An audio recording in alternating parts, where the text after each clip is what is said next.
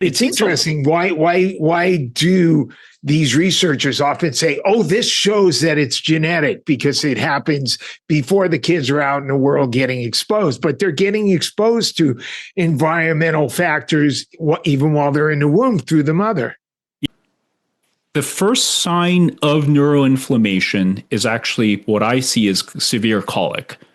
And the literature also suggests that if a child has severe colic for a long enough period of time, the risk of developing ASD later on goes up 200 to 300%. Now, what do we call severe colic? So severe colic, there's regular colic where the baby cries for a few minutes here and there, easy to console, overall doing well. And then there are the kids who literally just could not be consoled for the life of them. The parents have to drive them around. They're rocking them. They're holding them. They're bouncing them. They're putting them on the dryer to help them calm down, right? And it's not to say that if your baby has colic, they're doomed, right? There's a pattern that I see over and over and over again in the consultations that I have with these families. So baby has severe colic where they will sleep for an hour or two, wake up crying, have to be held, have to be fed.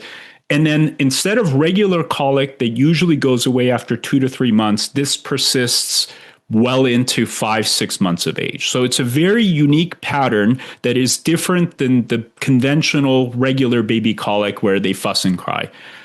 Usually these babies also start developing some degree of reflux. And so the colic is the first sign of neuroinflammation because that is triggering changes in the microglia, and that changes part of the child's response to the environment. And elevations in histamine is like taking 15 shots of espresso, except you're a newborn, right? You just cannot wind down. You can't calm down. What triggers the histamine increases the increase in mast cell activation? Is that an effect? Is that an underlying driver? How does that end up happening in this cascade of events? So in my myopic view, and I will admittedly admit that I am very biased here because this is the world that I live in. What I see is environmental dampness, so water damage buildings, as being one of the most significant contributors to this. Now, is it the only contributor? Is that in all kids? Obviously not. There could be multiple other things. There could be chronic infections that are there. There could be multiple other things.